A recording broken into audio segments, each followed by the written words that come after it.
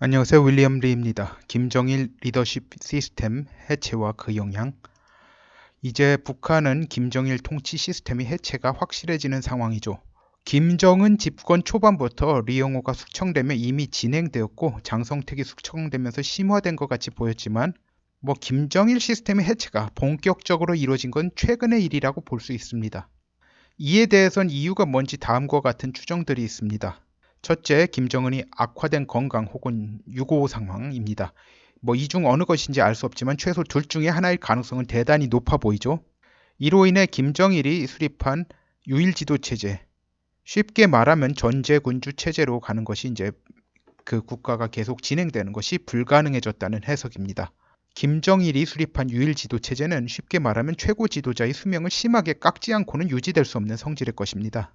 둘째로 북한을 둘러싼 환경이 예전보다 상당히 좋지 않아 김정일 시스템의 한계에 봉착했다는 점입니다.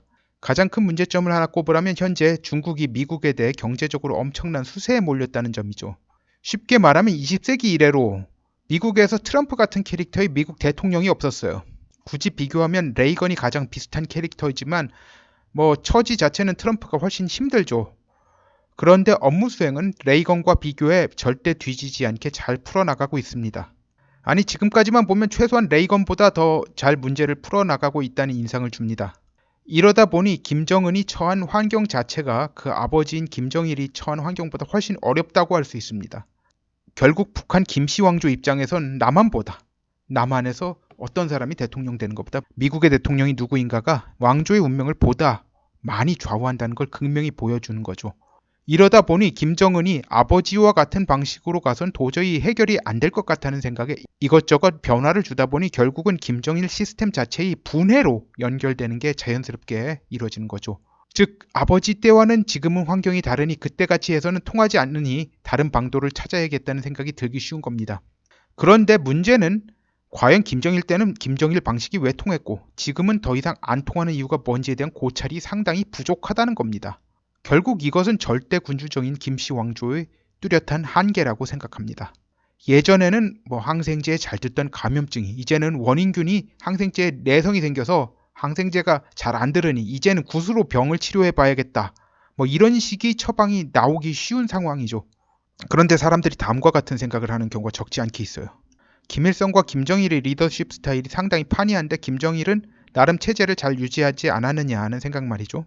김정은이 김정일과 리더십 스타일이 다르다고 그것만 가지고 잘 된다는 보장이 없고 그것만 가지고 또 잘 안 된다는 보장은 없습니다. 지나친 단순화를 하다 보면 막연하게 대를 이어 잘할 것이다. 아니면 대를 이어서 망칠 거다. 생각을 하기 쉽습니다. 그럼 뭘 보고 판단을 하냐면 경영학의 인사관리론과 조직론 그런 것과 그리고 과거 역사적 사례 등을 종합해서 판단하는 것이 보통 가장 무난합니다. 이에 대해 자본주의와 사회주의는 다르다 이런 소리 하는 사람들이 있는데 기본적으로 인사관리론 등은 어느 조직에 상관없이 통하는 원칙을 찾으려 노력을 합니다. 이윤을 추구하는 조직에만 합당한 이론이 아니고 그 목적에 적합한 역할을 하면서 조직을 유지하거나 번성케 하는 걸 추구하는 걸 이론적 배경을 확립하는 것에 있는 거예요. 이걸 무시하는 분들 치고 조직을 잘 이끄는 걸 못 봤어요.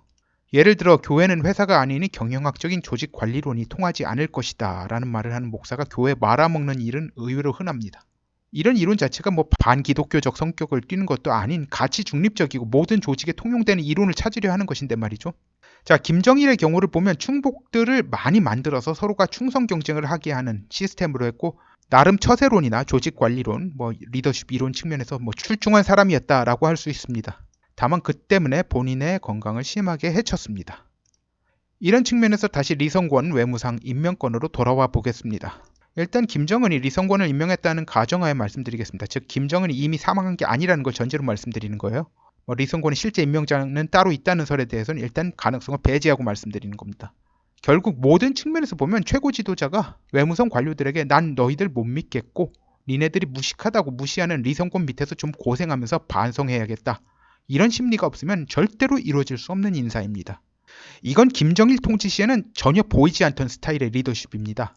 김정일 리더십의 특징은 부하에게 자신에 대한 존경심과 공포심을 극대화시키는 것에서 출발합니다.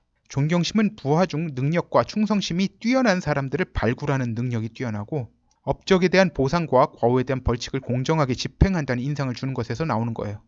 그리고 이런 보상과 벌칙을 주는 과정에 모멸감을 안겨준 걸 최소화하는 것 역시 중요한 요소예요. 공포심을 조장하는 방도는 굳이 여기서 언급할 필요가 없을 겁니다. 그런데 김정은은 이 중 공포심 부분에서는 김정일보다 훨씬 더한 모습인데 자격지심이 있는 건지 존경심을 일으키는 부분에서는 김정일보다 훨씬 못하다는 건 굳이 제가 설명할 필요가 없을 거예요. 그런데 이번의 조치는 외무성 관료, 외교관들 입장에선 상당한 모멸감을 감수해야 하는 것입니다. 부하에게 모멸감을 주는 걸 적극적으로 피해야 하는 이유는 부하에게 모멸감을 주면요, 상관에 대한 복수심, 앙심을 품기 쉽다는 점 때문입니다. 그런데 리성권의 외무상 임명은 외무성 관료 외교관들에게 심각한 모멸감을 안겨주는 일입니다. 리성권의 계급이 대좌예요. 한국군으로 치면 대령입니다. 별을 딴 장군도 아닙니다. 그런데 외무상에 앉혔다는 게 외무성 관료들, 외교관들 입장에서는 보통 황당한 일이 아니죠. 여기서 이제 한성열 외무성 전 부상 이야기를 하겠습니다. 현재 총살을 당했는지 아니면 정치범 수용소에 버금가는 혁명화 처분을 당했던지 둘 중 하나인데 총살설이 좀 더 유력합니다만 아직은 뭐가 확실하다 할 수 없습니다. 아무튼 어떤 방향으로 가든 재기불능입니다. 네, 이 사람이죠. 이 사람은 뉴욕의 북한 유엔 대표부에 근무하면서 뉴욕의 유력 한인 사업가들의 돈을 많이 받았어요. 그리고 그 딸은 그 사업가들의 후원으로 명문 콜롬비아 대학교를 졸업했습니다. 그런데 이게 김정일 때에는 문제가 별로 안 됐기 때문에 이랬던 거예요.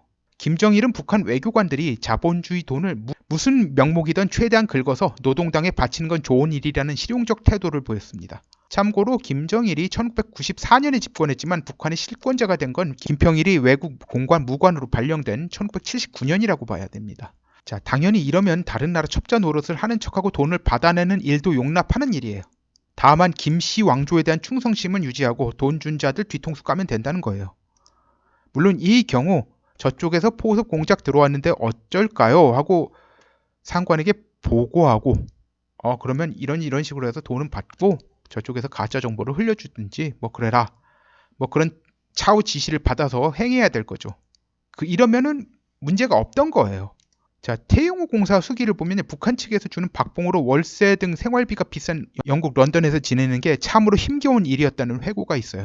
자, 김정일은 북한에서 돈을 많이 못 주니까 외교관으로서의 특권을 이용해서 외화를 많이 벌어서 당에 좀 바치고 남은 걸로 생활비에도 된다는 식이었어요.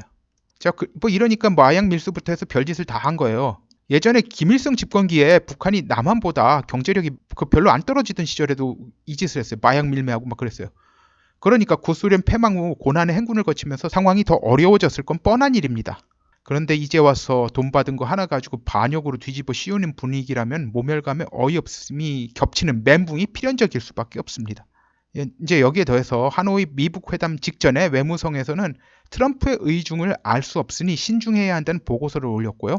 통일전선부 측에서는 미북 관계에 대해서 낙관적이다 이런 보고를 올렸어요. 그런데 결국은 외무성 보고서가 맞은 셈이 됐습니다. 자, 하노이 미북 회담이 김정은이 뜻대로 되지 않은 상황에서 통전부 측 인사가 외무성을 장악하게 만든다면 외무성 측 사람들이 납득을 할 리가 없는 상황이에요. 누가 잘못했는데?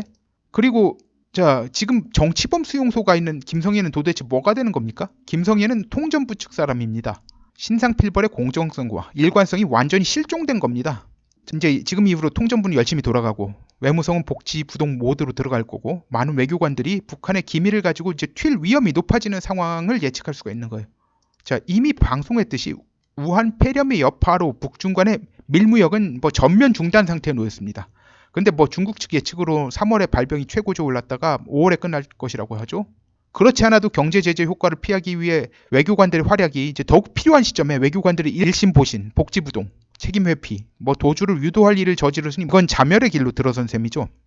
이 자체만 이야기하는 것도 너무 길어져서 이게 어떤 영향을 끼칠지는 다음번에 더 말씀드리겠습니다. 압축을 해서 말씀드리는데도 너무 길어졌습니다.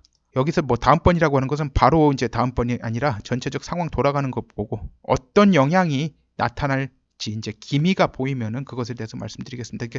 지금부터 영향에 대해서 제가 노스트라다무스도 아니고 전체적으로 다 말씀드리는 것은 적절하지 않을 것 같습니다. 그런데 이제 돌아가는 거 약간만 더 살펴보겠습니다. 한 2, 3주 내로 올리도록 하겠으면 그간은 다른 주제로 영상들을 올리겠습니다. 오늘은 여기까지 하겠습니다. 감사합니다.